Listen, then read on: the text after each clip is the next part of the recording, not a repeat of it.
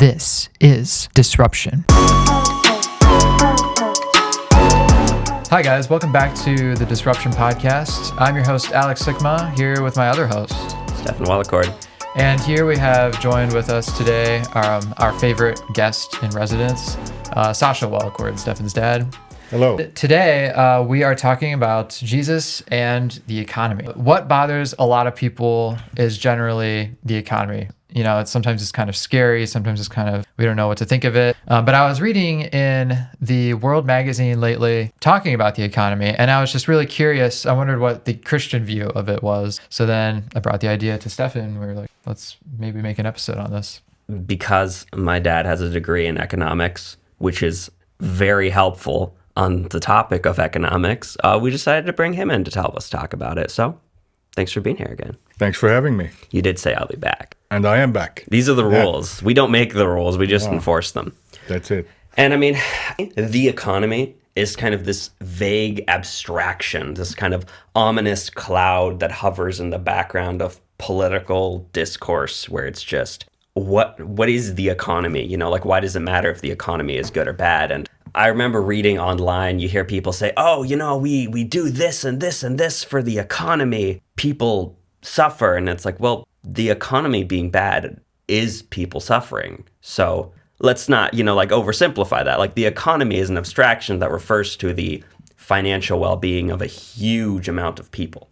So that has direct consequences on people's lives. And I think it should be obvious that that has ethical consequences. And the way that we organize and structure an economy, how people trade, how people deal with goods and services, it seems strange to me that somebody would claim that that doesn't have a moral dimension to it. Today, we want to talk about the Christian vision for economics, dealing with common questions that people have. Does the Bible say anything about the economy? I don't seem to remember any references to the stock market, but, you know, I could be wrong. But I mean, how would you even define what is the economy? What are people even talking about? Well, first of all, thank you for having me back. And I don't think it's so much that I had a degree in economics, but I've been an economics professor for many years, and I have been confronted with these questions a lot. Now, the word economics consists of two Greek parts, which mean house and rule. It's the rule of the house. And when people talk about economics, it's, as you said, they mainly talk about the implications that a certain house rule has on their resources. So economics is basically the science of how to deal with limited resources who have alternative uses. So we have resources, we have labor, we have natural resources and so forth. How do we decide who gets what and what to do with what? That's the whole question of economics. Yeah, that makes a lot of sense. The metaphor of the household, in the sense that the entire country, or to some extent with globalization, the entire world is a system where there's a certain amount of stuff, and we need rules for how to deal with the stuff. Yes. Who owns what? How do people get something when they want it? So it makes sense. So we think of rules. There are different economic systems in the world right now, obviously. We talk about capitalism, socialism, communism. There are people who self-identify as libertarians. And all of these are kind of different visions for economics. But what is the basic biblical vision for how we deal with stuff? I mean, whose stuff is it? I think that's the core question here. Whose stuff is it? And I think that's the first economic principle that we have to understand, that everything that is belongs to the Lord, and whatever we think we belong is just a mediated ownership for God, or if you want to use the Christian term, stewardship. We are stewards of God's property, which means we have to use these resources which have alternative uses, certain different possibilities what to do with them. They have to be used in line with God's house rule and for the glory of God. I think if one starts with this principle, he can hardly go wrong. Yeah. To the extent that we have to say, because the universe isn't finally ours, there's a level to which the rules for how to deal with the universe can't really be finally ours. As Christians, we are I don't want to say constrained, but it would be accurate to say constrained by the fundamental reality that the stuff doesn't belong to us at the end of the day. Yeah, and you see that very practically because the moment you die, you don't own it anymore. So the old adage, you can't take anything with you, becomes painfully true on the deathbed. So you ultimately don't own anything. You own for God. It remains God. Whatever people think they own for God, and they have to give an account at the end of the day for God. And therefore, there must be Christian economics. If God owns it, he must give us a revelation about how to own it. And this he has done in his word, although he doesn't refer to the stock market, of course. He refers in his word frequently to biblical principles that we have to understand. The first one being, it's all his and it has to be used for the glory of God. This is where many people already, even Christians, fall short, as they believe it's theirs and they're free to do what they want with it. Yeah, I like what you said about the right to property de facto evaporates when you're dead. Right? Yes. Because economics is so full of abstractions like ownership, which, I mean, what is ownership, right? I mean, you obviously can't collect a bucket of ownership. It's an abstraction. And it makes sense on some level that because everything does belong to God and that it's a mediated thing, that ownership is a concept, right? It's an idea. And you can really only get an idea like that from something outside of yourself. That's why it is an idea, I guess. I thought that was interesting because it is an abstraction. So, I mean, if it's an abstraction that humans made up, that's fake. Then Well, it might help you to see there's a right. Yeah. And this is a right that has to be given to you. You can never originate a right yourself. Exactly. A right comes from God in the form of a privilege. So private property is a privilege that God gives to human beings, but he will hold them accountable. Property rights are the most comprehensive rights that one can have over a thing, over stuff. It might be an abstraction in our minds, but it becomes very practical when there is a dispute over what is to be done with a certain thing.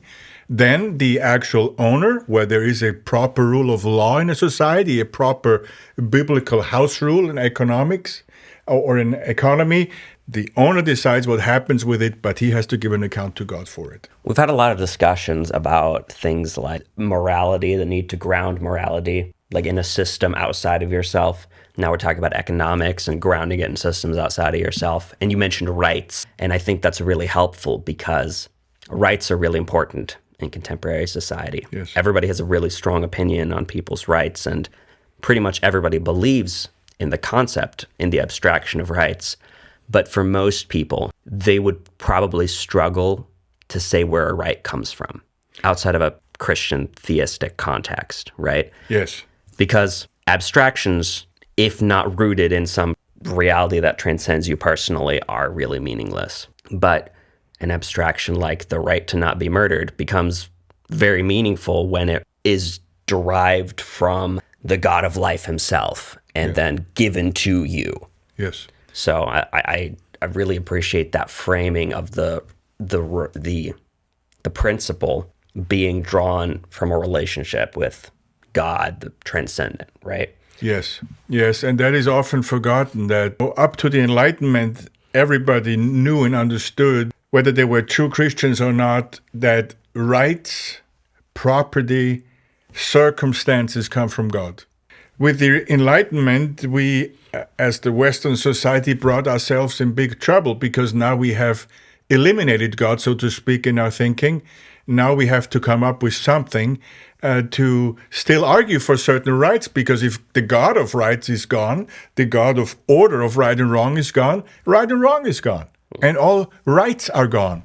So we had to come up with a new God, and that God was called reason. And he is the competing God, if you will, in our day and age, as the competing Pharaoh, who will, of course, at the end lose, that we now talk about. I mean, David Hume, John Locke, and so forth started talking about rights that can be derived from mere reason, but they never explain how and why. So we have created a fiction, a new God, an idol, reason, and we cannot explain, we cannot understand, but we just claim that now rights come from reason. But we never say whose reason. Is it the reason of Mao?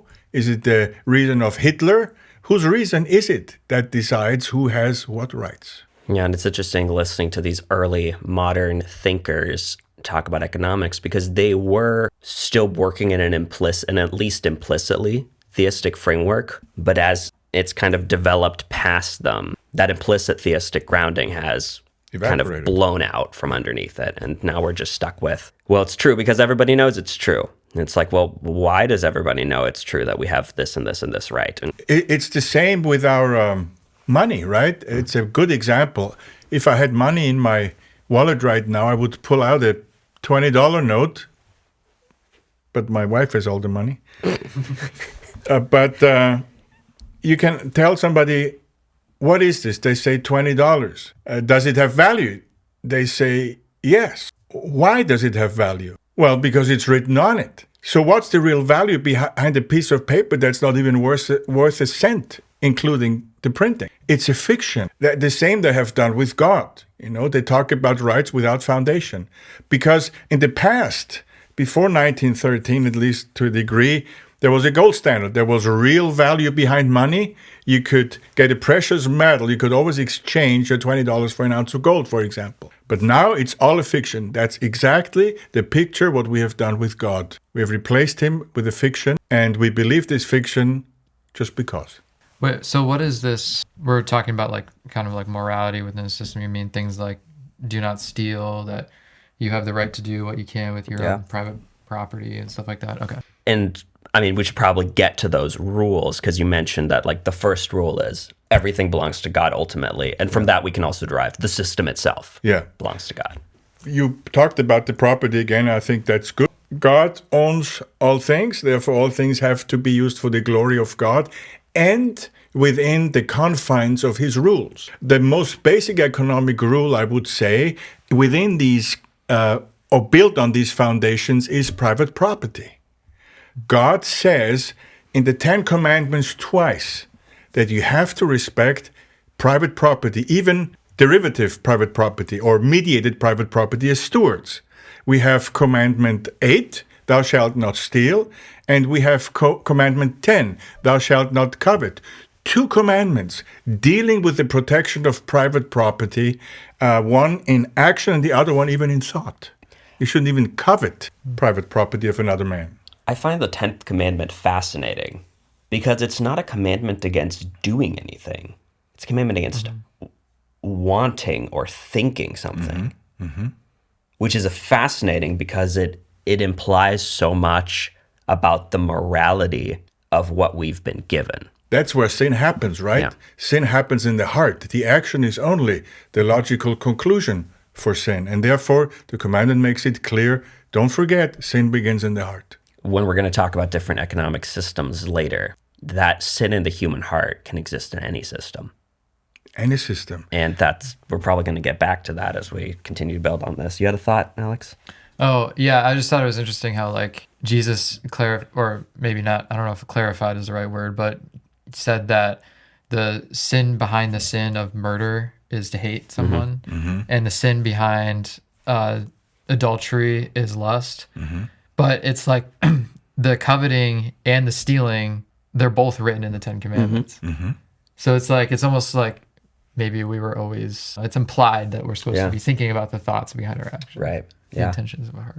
It's very true. I mean, that's with every sin. And the difference between the scribes and the Pharisees and the Lord Jesus Christ was always that the Pharisees always limited sin to the action, even their screwed understanding or twisted understanding of the action. And Jesus always went for the heart, because Christianity is ultimately and fundamentally a heart matter. Action is only the logical conclusion of what's in your heart. That's why it says you will recognize, for example, false teachers by their fruit. So you said there's a list of principles. So we got 1 and 2. Yes. All things belong to God, and we have private property ownership. Yes, we have... Because of the do not steal, right? We have private property stewardship, but then that's the most fundamental. For example, when we talk about capitalism is a smear term that has been developed by the enemies of capitalism. If we would use a proper term that denotes capitalism the best, it would be propertyism, because it would take this principle and apply it. Property, a man's property is inviolable. You cannot break it. without biblical reasons. And then, of course, you have those are the most important laws of biblical economics. But it's not only those, the legal framework, it's also the institutions. What is the role of the government? What is the role of the church? What is the role of the family? And then you have also the whole ethical side. For example, honesty, the keeping of contracts, charity, compassion, the rule of law. All this is a ramification of these first two. God owns all things. We own as stewards for his glory, and property must be respected. Now we go to look in the scriptures what framework God has provided, how to realize these principles for his glory and according to his will. And when you go, for example, with these two principles, with these two major principles, you can, for example, never end up in socialism. You cannot end up in communism. You can also not end up in libertarianism. I want to be very clear. Christian economics, in many respects, looks a little bit like libertarianism, but it is not. Libertarianism has no ethical code that would align with the biblical code of ethics for economic dealings. Capitalism, even on its own, is not Christian. Because if you just look at it as libertarian capitalism, you deprive it of Christian ethics.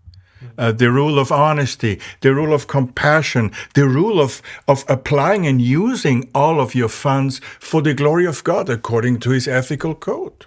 Libertarianism doesn't have that. Libertarianism just says everybody what he wants. It does not or hardly make ethical statements. I think by this statement it already makes an ethical statement that God is not allowed to rule, but man is autonomous. That is the problem with libertarianism. So I want to be very clear. Communism, socialism is about as wrong as libertarianism or about as non-Christian. Capitalism is not Christian in and of itself. You need biblical economics, biblical liberty, biblical rule of law, biblical economics. It is really crazy how the Bible is such a cornerstone of everything, of all like society. And it seems like, I don't know, it seems to explain like how the West was able to develop and develop so strongly, I think. Yes. Which we're going to get to. And even I was watching the Truth Rising documentary, and Skenes was talking about, you need the Bible to really fill that gap between where we are right now and where we want to be. You know what I'm saying? Like we need Christianity, the Christian worldview, to fill that gap, because if you take that away and you think everything's like a man-centered approach, here we are right now. We're in a revolution, and this is the ideal where we want to be in society. We have to use force to close that gap if you don't have God. Mm-hmm.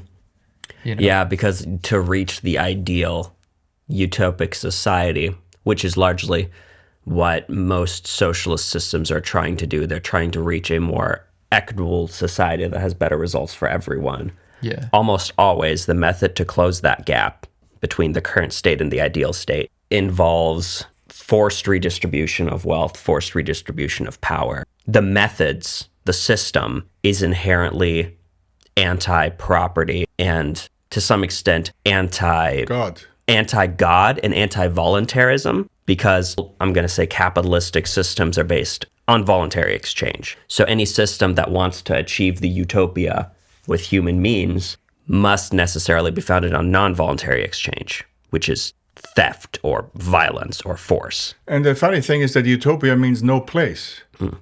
It was actually, it was first used by Sir Thomas More in the area of Henry VIII, and it denotes no place. It is.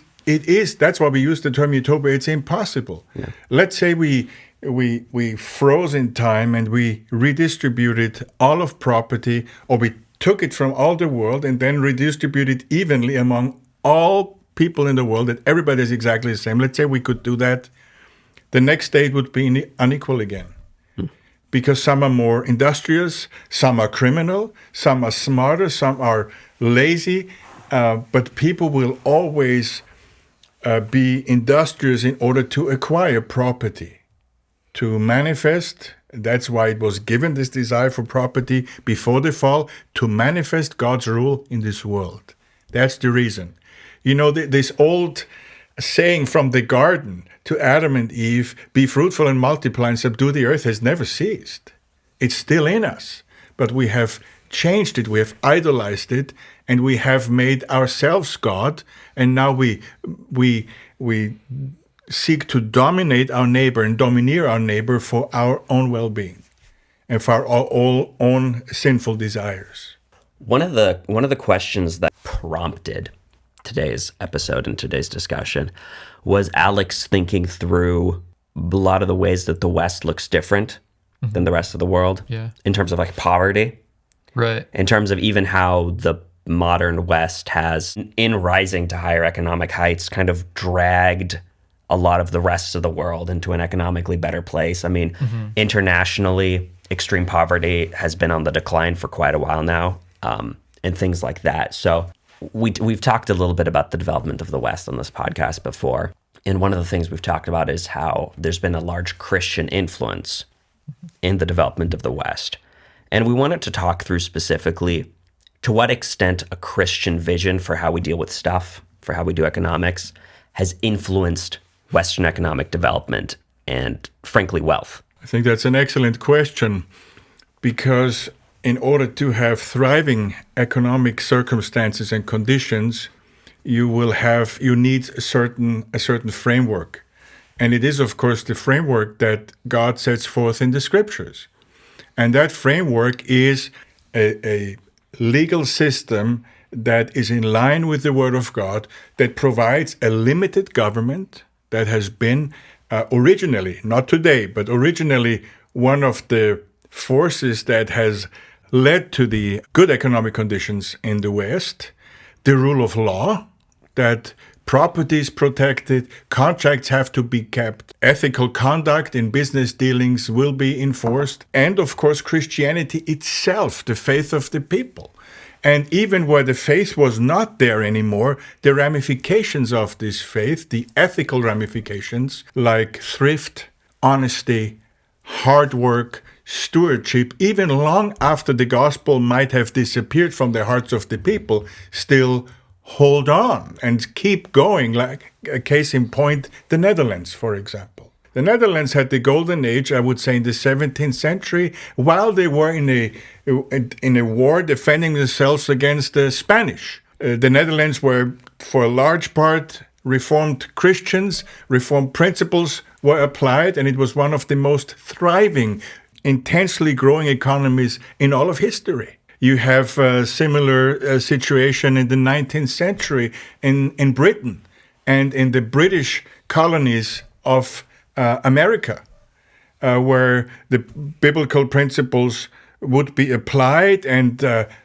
whole economy, even those who weren't believers, were risen up. A rising tide raises all the ships, of course, and you have up to 1776, or Gary North once famously said, the most free and prosperous society was the English-speaking colonies in 1775 in America, except for slavery, of course. Then you have the United States up to World War I, where the biblical economic principles were applied, where the faith itself was long gone for a large part of society. And the West is still profiting from these biblical principles, post-Reformation principles, even pre-Reformation, because there was Christianity in Europe long before there was a Roman Catholic Church. Mm-hmm. So these countries still profit from these principles when even faith might be gone, or for a time gone, and this framework, the rule of law, human rights in the best sense of the words, a healthy equality, not equality of outcomes, but equality of treatment, a limited government, still come from Holy Scripture.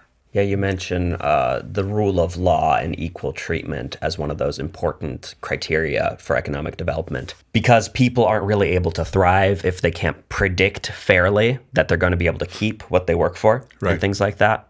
I suspect one of the reasons that pre-modern Europe struggled economically is because of its really strong monarchies, feudalism, things like that. Because, it was, broadly speaking, Europe was Christian to some extent, yes, if at least culturally. Yes. But it was still, pre pre-Reformation, pre-industrial revolution, things It was like wrong. that. It was Yeah. wrong. Yeah. And it wasn't free in that sense. No.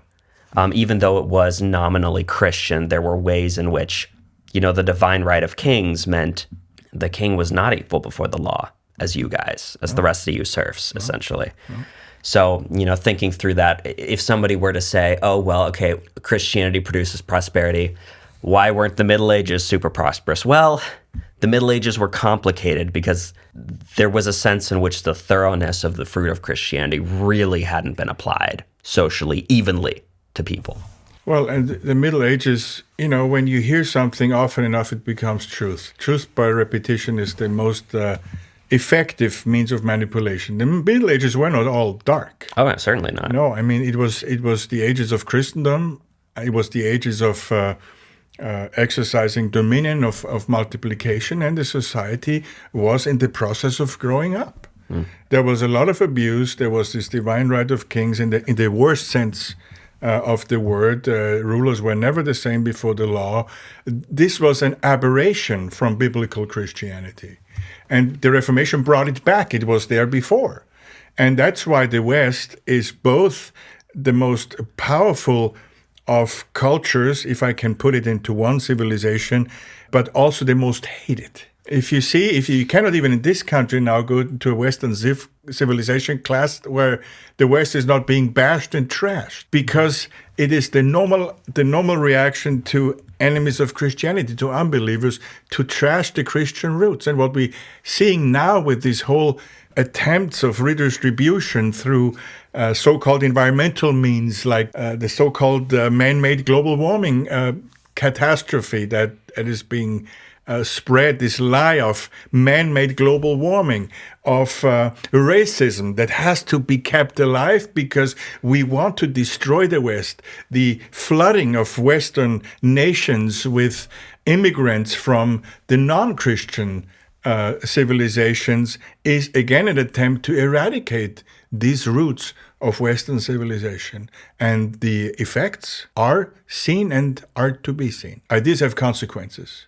Always. Yeah, I mean, the whole idea of, the Western culture is really bad because look at all the mistakes that these people are making, and then they blame Christianity and they say now people are going to fix it. And it's like, you're going into an even worse position. That's a very good point to bring up, because mistakes were made. Yeah. In spite of Christianity, not in line with Christianity, because sin was always there. You have to understand that before the second coming of the Lord, sin will always be with us, even amongst Christians. But I think the positives by far outweigh the sin that has been committed and will be committed until the coming of the Lord Jesus Christ. To therefore trash Christianity as a whole, then I want to say, well, look at the Islamic nations. Where are they? And where would they be if they didn't have oil? Oh, yeah.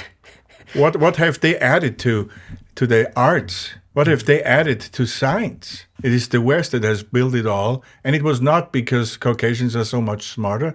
It's because they had Christianity by God's grace. And the other nations can have it too if they believed in God. Look at Africa. Yeah. Africa is by far the richest continent when it comes to natural resources. And it's the poorest continent there is. It doesn't have Christianity, although we see very promising things happening there. A lot right of growth. now. Yeah. No, and that'll be interesting to watch. I mean, interesting to watch. I was born in the 1900s, so Last century. yeah. It'll be very interesting how much of the 21st century I get to see, and like wondering, depending on how long I live, what is going to be happening with continents like Africa, with the growth of Christianity, but also with inroads made by like Chinese investment in Africa. And it's like, are they going to put their fingers on the scale of what kinds of governments get set up there and things like that? To what extent are Western powers going to be a positive or a negative influence there?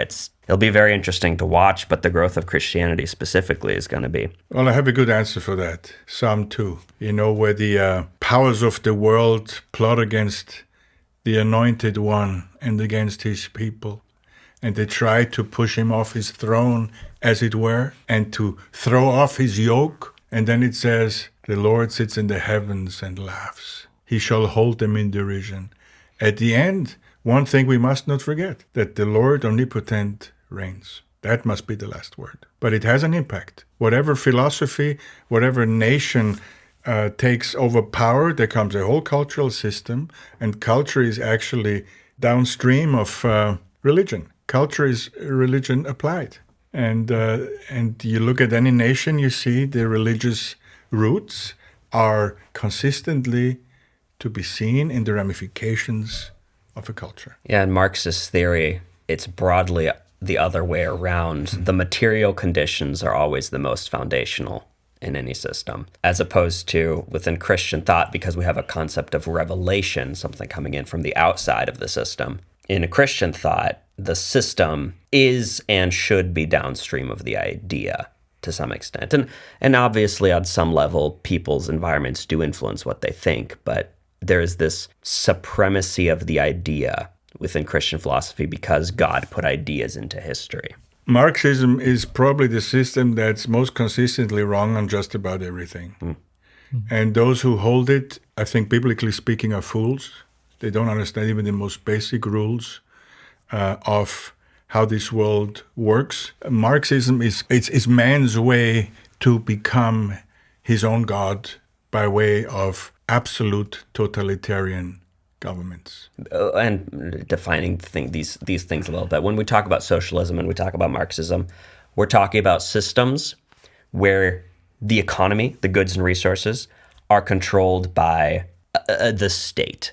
And now in communist theory, you have this classless society where there isn't a government anymore and all the people magically together decide what to do. Utopia. Yeah, utopia. No place. But in real life, that always means the government is deciding where goods and services go. Instead of the market and the people privately deciding, there's a government system. And that inherently requires oppression. It inherently requires oppression because it involves taking and giving without any regard for, directly speaking, any right of anybody to have anything. And that is largely why it's against private property. Probably most of your listeners or audience will not ever have visited a communist country. I've done so many times. I'm also from the last century. The dirtiest, the most polluted, most gray and ugly countries were communist countries. Why? Because no private property. Nobody takes care. Who washes a rental car? Who ever washes a rental car? Well, maybe me, because I like car washes and I like a clean car. But usually, why are public toilets the dirtiest? You don't have private property, nobody cares. So if the public owns everything, nobody owns it. Public parks are not, you need to hire people to clean them. But if you're allowed to own a house, if you're allowed to own a car, if you're allowed to own things, even for the reason of keeping its value, you keep it neat and tidy. That's so interesting to think about that in the context of like the first principle, all things belonging to God, and us having mediated ownership. There's a sense in which the individual human is being an image bearer of God by having power over a little part of the creation. Yes. And in a Marxist system, who is doing the God work? It's not the individual, it's the collective force of humanity. It's actually the elite that orders it. De facto, the government and the elite. Pharaoh. De facto. Yeah. It is the powers that be. Whereas in a Christian biblical system, the role of the government is to be the law of God and to create an even playing field. In the Marxist system, the role of the government is to bulldoze the playing field so it's level and nobody can stick their head. Well, and the funny thing is, it. or the sadly funny thing is that in communist economies, you never had enough of anything because it was the government who decided how many breads are being produced today and to which bakeries they go and when umbrellas are being made and who gets to sell them. And the shelves were constantly empty because they would rebel against what is called the invisible hand. And Adam Smith, the great economic pioneer, He invented capitalism. Oh. yeah, discovered what was already there, right, from the hand of God. He said it's not from the benevolence of the baker, the butcher, or the brewer that we expect our daily bread of or from, but by from their pursuit of self-interest. that even when a person is selfish in capitalism, which means a person that's not a Christian or not a consistent Christian, even then our shelves will be full because they will research what we need and what we want for competitive prices, because if they don't do that, they don't make a buck. So even the greediest person in capitalism has to contribute to the well-being of the public. But the government says, no, we don't want this invisible hand of God. We don't want this system of God. We want to be God. We rule. And then see, you have the empty shelves. So socialism makes everybody equal, everybody except for the elite, equally miserable. That's the only equality that you will find there. You'll be interested in this. There were stories of Eastern European factories, because they received quotas instead of following like market signs for what to produce, producing vast quantities of camera lenses. Okay. Oh, yeah. And then what would happen is they'd have these huge stockpiles of camera lenses. And Leica was doing, yeah. After the Soviet curtain fell, ironically, this kind of turned out to be one of those things. Oh, we have a ton of camera lenses. We're going to start selling them in the West. And they were pretty decent, but they produced way too many of them because there was no control methods. There's no way a human bureaucracy can know the needs of an economy ahead of time. You need a decentralized system like a market to take care of everybody. And that's kind of the magic of the market. It is decentralized and incredibly well organized at the same time because it's following signals instead of following things being passed down from committees. There's a story being told, I think it was Mikhail Gorbachev, the former general secretary of the Communist Party, the leader of the Soviet Union, that he was riding in a limousine with Margaret Thatcher, the former Prime Minister of the United Kingdom, and they were driving through London, and Gorbachev looked outside and said, "Margaret, all these people, how do you feed them?" And she supposedly said, "I don't feed them, markets do. Prices do. Prices give signals. If something is in overabundance, the price goes down. As the price goes down, demand picks up and the price goes up. And it will settle in the equilibrium where all of that is produced will clear the market. Yeah. If something is in high demand, there's not enough of it, the price goes up so that only those who are willing to pay the most for it, they need it most, will buy it. And if the price goes up, less buy it. So demand goes down and price goes down. And it will settle in a market equilibrium. As if from a invisible hand. Magic. Which is the hand of God. That's why I love economics. I love every science because you see the hand of God in all of them. I want to get back to a principle that we talked about earlier. We talked about how within a broadly free market system, because supply needs to be met with demand and vice versa, there's this sense in which even selfish people are going to be producing things that are broadly productive. That being said, we also said that any form of capitalism or libertarianism or any kind of free market that doesn't have an ethical rooting in Christian ideals is still not going to be an ideal system, because it's a system that needs good principled people to work it. There is this truth, even though it does harness selfishness to be economically productive, that there is still exploitation. Yes. There are still going to be people who don't make it in the system. And in that way, we as Christians talk about things like greed. Do you think capitalism, because it is focused on the profit motive and the capital accumulation principles, at least the modern way that capitalist theory is framed, do you think there is an inherent greediness to that system? I think there's an inherent greediness to every sinner. So every sinner is prone to greed, but he's also prone to adultery. He's prone to lying. He's prone to killing. But we have to see two things here. First of all, sin begins in the heart. The heart of man is wicked, and we know that. The second thing we have to look at now, compare greed in socialism or communism and in the free market economy. It's equally sinful in both. I want to be very clear about that. But let's say there is hardly any Christianity and greed is lived out in both. In the market system, the greedy entrepreneur still has to serve me in order to get my money. In communism, the greedy government official has the power to just take what he wants from you. Because of the centralization of power. So both are sinful. I want to be very clear about that. But they are in the free market system, even if it's unchristian, unethical, there's more restraints than in communism, which is at the end of the day totalitarianism, because the government officials are not equal. They're above the equals who are down here, the peasants. But if you look today, even in more or less capitalist systems, you have crookery. I mean, just look at many pharmaceutical companies, look at the banks, look at what's being done in the economy. So when young people say, I'm done with capitalism, I'm not immediately shrugging it off as saying, well, you're just a Marxist, you know. I think it's a simplistic understanding, but I see where they're coming from. Yeah. There's a lot of crookery in capitalism. So just because socialism is worse doesn't make this good. So that's why we need Christianity. If you seek to apply the principles only without the gospel itself, it helps you some, but you're still sinning against God, and ultimately you will not be prosperous. Yeah. So therefore you need honesty, you need thrift, you need compassion, you need the love for God, the love for neighbor. Otherwise, capitalism can be quite hellish as well. Yeah, we talk about the profit motive. And if you take the profit motive as this overarching motive driving your life, it's first of all, it's going to destroy your soul, but you're also going to destroy the lives of people around you.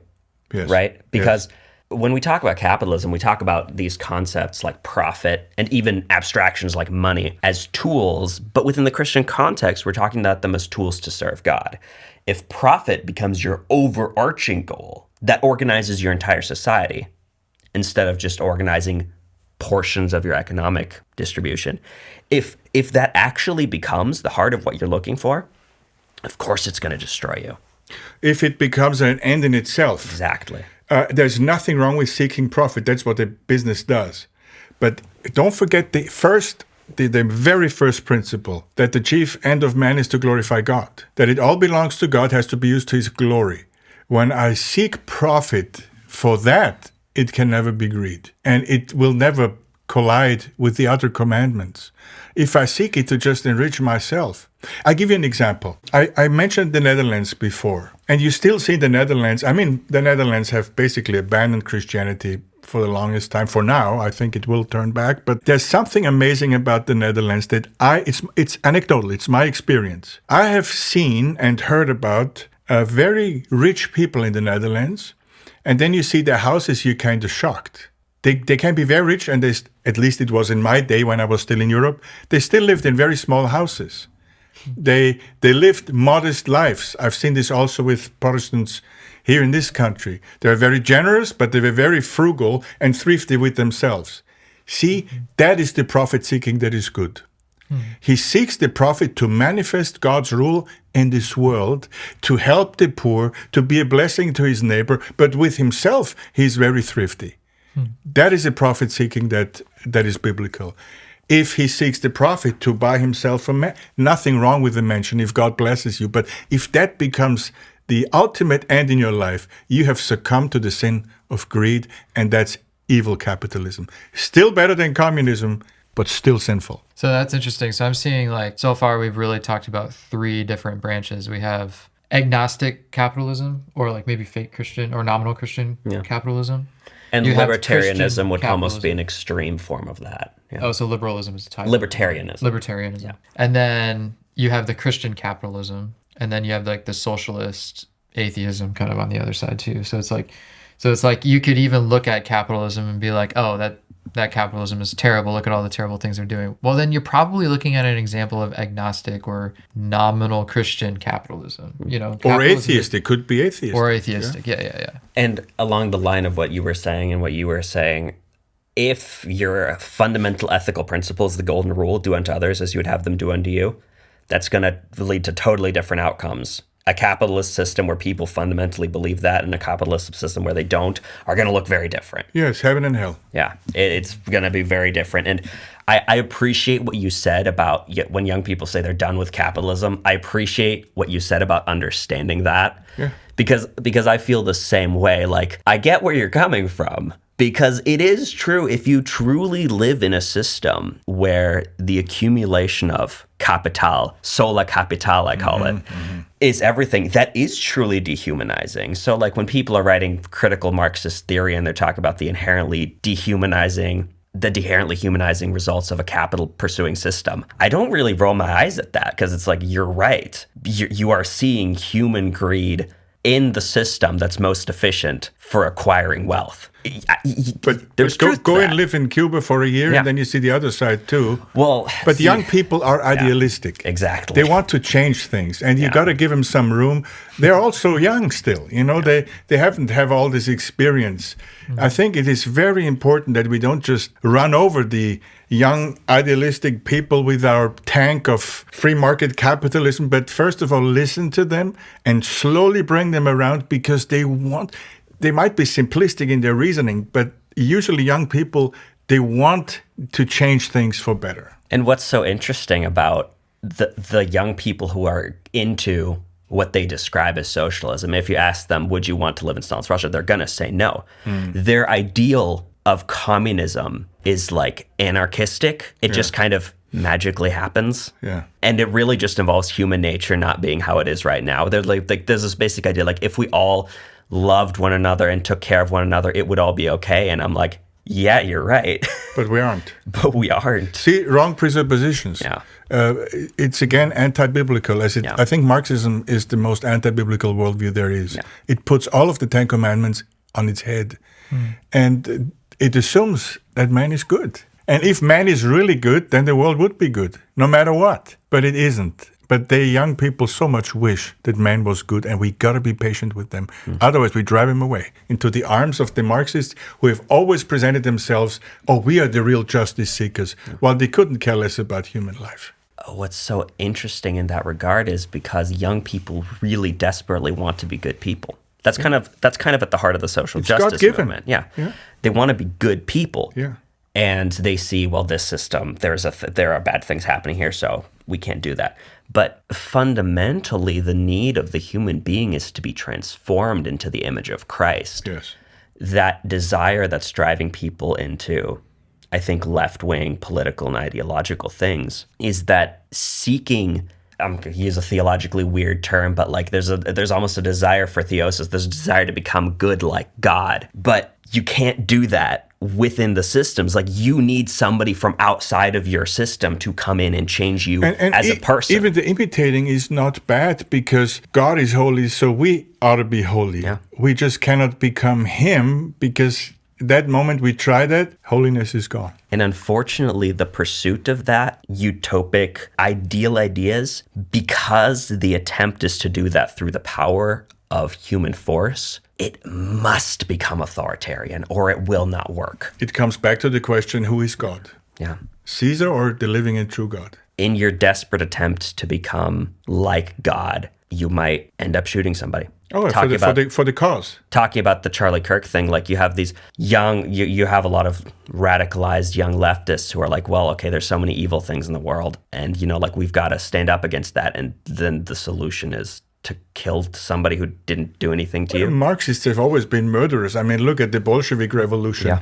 Look at the followers of Mao. Look at all the leftists who tried to take over countries in order to bring them good, and they have this wrong, I think Lenin even published it, said, you might have to kill 20% of your people to make the other 80% happy. Here you have the dangers of Jeremy Bentham's utilitarianism. It's just simplistic, short-sighted, wrong, and sinful. Marxism has killed hundreds of millions of people. That religion, I said religion, it is a religion that claims itself to be a religion of equality and peace. Nothing but blood, tears, and destruction. Because we are Christians, and because we do live in a world full of inequality and suffering, and often innocent people suffering through no fault of their own, we have to acknowledge that no system that we can construct will get rid of the effects of the evil in the world. We have poverty, right? Mm-hmm. And we've already talked about the attempts to solve poverty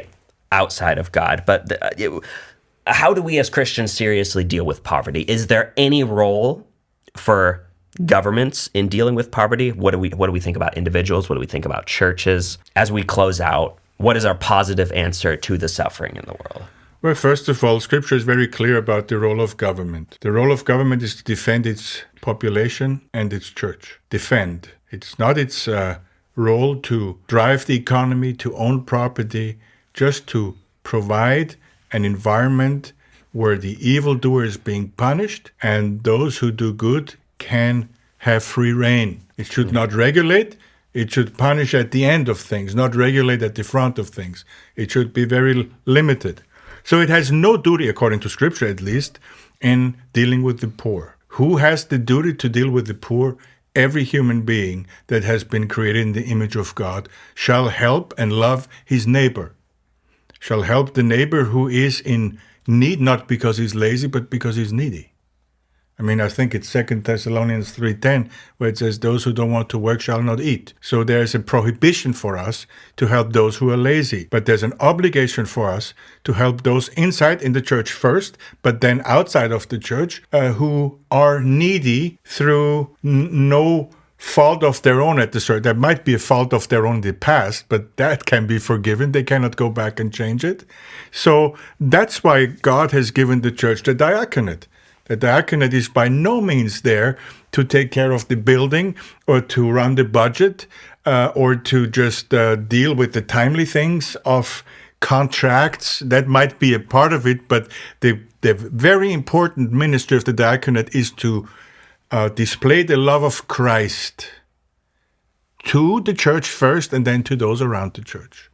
So the church is the one, in the past it was, that should run hospitals, medical care, help of the poor, help of the sick, help of the needy. But since the government has taken it over, the diaconate has become somewhat awkward. They don't know what to do. So now they take care of buildings and make sure that nobody gets money out of the budget, and they have a cushion of $800,000 or $1 million at all times.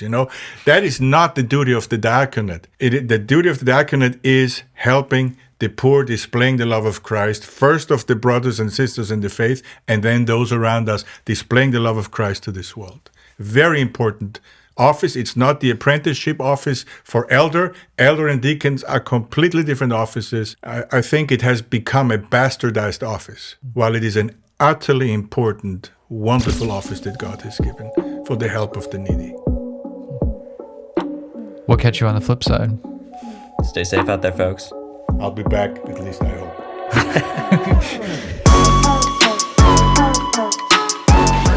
Thank you for listening to the Disruption Podcast, where we aim to disrupt culture and center Christ. If you like this episode, be sure to leave a like on this video and add a comment to add to our discussion, and subscribe so that you don't miss any of our future episodes. We'll see you on the next one.